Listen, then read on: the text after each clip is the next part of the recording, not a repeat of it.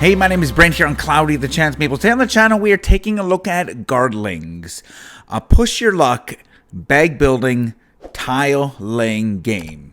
Three genres of games that I enjoy. I enjoy push your luck, as well as bag building or deck building, as well as tile laying. And so in this one, you will be building out a little magical garden. As you can see, the box behind me, these creative, colorful characters will be making their way into your garden, and hopefully the gnomes won't be taking over, making you bust and then just ruining your plans. But let me show you how this plays in the radar overview. Then we'll come back. I'll share my final forecast. Cue the thunder. So the radar overview for Gardlings looks something like this. This is a bag building game in which you'll be building this little garden per se with all these crazy different lawn ornaments in it to get the most gems so that you can purchase the winning tile, either worth 17 points or 20 points. And this is for a long game or a little bit of a shorter or introductory game. And that is how you play. Each player starts with some gnome tiles as well as some pity pig tiles. I've already kind of curated a bag that might represent what your bag might look through as the game has progressed, but it's simultaneous, and around everybody's taking out tiles and building their little garden. And so you take tiles out one at a time, and you want to be matching these little gems. So I've just matched two pink ones, and every once in a while you will pull out a gnome. And so let's see how I can all do this. You'll be pulling out gnome tiles. If you ever pull out equivalent to 5 gnomes, you bust. So let's just see how far I can go. Take out another one. Not a good start. I can't do that because they obviously clearly have to match. And so, what? I'm going to do this. That's going to make a pond, and that'll score me an additional victory point if I'm playing with the pond rules. But you will go until you either stay or you bust. So let's go a couple more to see what I can get. That would have been perfect, but it's not. Neither is that. Okay. It's great when you get these doubles and triples. Currently not happening. But I have a pretty decent bag currently. Let's go like that. Just going to see if I can actually get a whole bunch of matches here before I do, in fact, bust. A triple. Let's go there. There's pity pig, so obviously I can match that with that, but it doesn't actually get me anything. So these pity pigs are kind of the weakest tiles besides obviously the gnomes. Let's go. They don't match very well. Let's just go there. What else do I have? Well, I didn't set myself up good things there. These little birds have these kind of flowery things. They are kind of wild. Look at that. Now 2 gnomes. Where should I put this one? I cannot do that to get a double. There we go. That's a double. That's satisfying. So right now I have 1, 2, 3, 4. I have 4 gnomes. If I ever get a 5th gnome, which you start with 6 gnome tiles, 2 of them are being doubles, and then the other 4 singles. If I would get a 5th gnome, I'd automatically bust, and I'd lose 3 of my gems. Or I could stop right now. So I'm just going to say I'm going to stop. The round ends when everybody has stopped, and then in turn player or in turn order, whoever has this gets to buy from the market first. So I'd have 1, 3, 4, 5, 6, 7, 8, 9, 10, 11, 12, 13, 14, 15, 16, 17. If we were playing the short game, I could have in theory won the game right there. But let's say we're playing 20, I didn't. At that point, I have $17 to spend. I will also say if you make anything like this that's a pawn, you also get $1. You cannot spend these to buy the winning tile, but you can use them to buy another tile. And so these cost 14, 10, 7, and 4. I have 17 plus 2. I have 19 to spend. I can only buy one. These tiles kind of do different things. If you ever have 3 dragons, which here I have only 2. If you ever have 3 dragons, you can just ignore the 5 gnome limit and you can go and get 6th. The farmers, they don't do anything really, but they have 3s, so they can be incredibly powerful. These little birds just have those wilds. The unicorns can always be moved. So if I wouldn't have stopped, I could then say, you know what, I'm just going to move this here. You can never split a unicorn. That would split your garden per se. But the unicorns can always move. And I think that is all of the special tiles. I will say that on the back of the rules, it has all the creatures' abilities. The pink or this red, orange shows you the advanced variant because you can play. The advanced variant will make people lose tiles if you get 3 dragons. You lose half of your coins if you ever bust instead of just 3. So it's a little bit more punishing, but all of that and the creature's abilities are on the back of the rules. But that is how you play Gardlings. Like I said, at the end of the round, you take all of your tokens back. You put them back in your bag. This gets passed to the next player, and it's then another round. You go until only one person can buy this tile on a single round.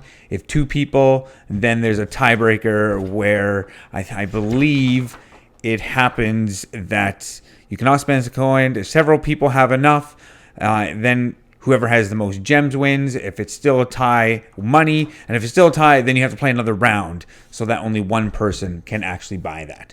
But that in a nutshell is how you play Gardlings, a bag building tiling game. Let's move on over now and take a look at the final forecast. So the final forecast for Gardlings. Must say, I had a rules gaffe in the radar overview. I said that if you ever get 5 gnomes, you automatically bust. No, you can have 5. If you ever get more than 5, you bust. This is a pretty simple game. Components in this, I think, are good. They're functional. They're brightly colored. I like it that each of the different colors represent the different values. And so they're nicely, easily sorted. Not much to components. But let's dive into gameplay. I am not one to necessarily say that game X replaces game Y for me, or this game replaces that game. But I have a hard time not saying that for Gardlings. To me, this is a replacement for Quacks. I got rid of Quacks. I only have Gardlings now. Yes, they are 2 different games. Yes, they present themselves with 2 different experiences. But for the simplicity of Gardlings, I am drawn to this game. I also really, really like the mini puzzle each round of the tile laying, because you're reaching in, you're grabbing a tile, and you have that puzzle, and you can flip those and rotate those tiles, and you're just trying to build a garden that can have 20 matches first. That's pretty much, I guess you could say there's a race aspect to this game as well. But I love the simplicity of just that. And then after each round, you just pull your tiles back, you put them back in the bag, you mix them up, and you go again. And so this game, like I said, I'm not one to necessarily say game X replaces game Y. But in this case, this does. I love it how this game can scale. It says in the rules that you can play virtually unlimited amount of people, just have more and more copies of Gardlings. And I find that fascinating, because if I had 2 copies, I could have a 6-player, an 8-player game, and it wouldn't slow the game down at all, because everybody is just on their turn, digging to their bag, and then building their little garden. And I love the special powers that some of these critters have. You know, you get 3 dragons. You can then just get that 6th gnome or 6th gnome tile. It also has it that there's an advanced thing that if you get the 3 dragons, if you're playing the advanced rules with these different special abilities, that it can negate other people from gaining points. You can also have it that you can play with pawns, which I highly recommend playing with pawns. Anytime you make any sort of circle, or it wouldn't be a circle, but any, gap, that you get an extra coin. And so that can help you early on in the game if you can build a couple of those, because your bag isn't going to be that lucrative with some higher tiles. But if you can build some of those pawns, then you can right away gain more currency per se, and then you can buy some of those tiles.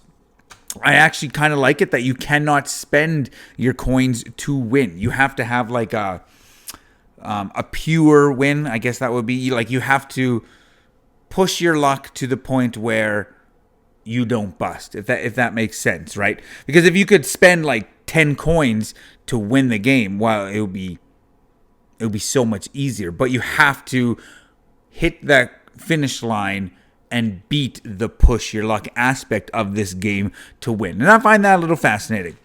Something I will say this.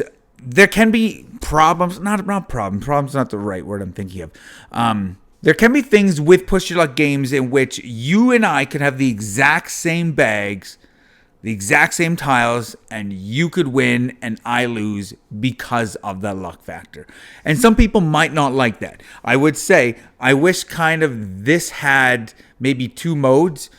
A mode where you just play straight 10 rounds, and then if somebody got the winning tile, maybe you flip it over to the 17, they just get a bonus 17 points. But then everybody just flips over all their tiles at the end. You add up the value of all the tiles. So all the blue ones would be 7 points. And then all of these yellowy ones will be worth 14 points. And then whoever has the most points is the ultimate winner. I would love to maybe have a variant like that. Because again, I've seen it where I've had an amazing bag, bunch of 10s, bunch of 14s, some of the best tiles in the game, and lo and behold, luck's not on my side, and I bust well before other people. And this is after, we played 5, 6, 7 rounds, kind of when the game is slowly getting to the end point. And so you can lose like that, which could leave a sour taste in your mouth. But again, that's part of the nature of the beast of push your luck games, right? And so I'm wondering if that was ever play tested, or if that could be something a possibility. Again, I don't know. But overall, I really enjoyed this. Gardlings, yeah, so much fun. I love the whole tiling aspect of it. And I love, kind of curating your bag. I mentioned, the dragons. Well, if you go for the unicorns, they are just versatile. They can move around. Those farmers, they're good, but they don't have as many matches available to them. They get you 3 points on a single match, but the rest of the tiles maybe won't synergize with those farmers, because you virtually need 2 farmers before they're even profitable to their full potential. And so you need 2 full rounds to buy farmers each round to even cash in on the farmers, if that makes sense. So, yeah, like that, the little birds, they have wild. There's just, a lot of fun in this game. So Gardlings, 80% chance of meeples. If you're a fan of push your luck games, if you're a fan of bag builders, tiling games, it has all those 3, and it just melds them into this quirky little game called Gardlings with ridiculous art. I will say that I'm not necessarily a fan of the art. It's just a little bit. It is what it is, to each their own, but I'm not drawn to this game because of the art. Let's just say that. But it is a lot of fun. So 80% chance of meeples for Gardlings. My name is Brent. Until next time, grab your umbrella. The forecast is cloudy with a chance of meeples.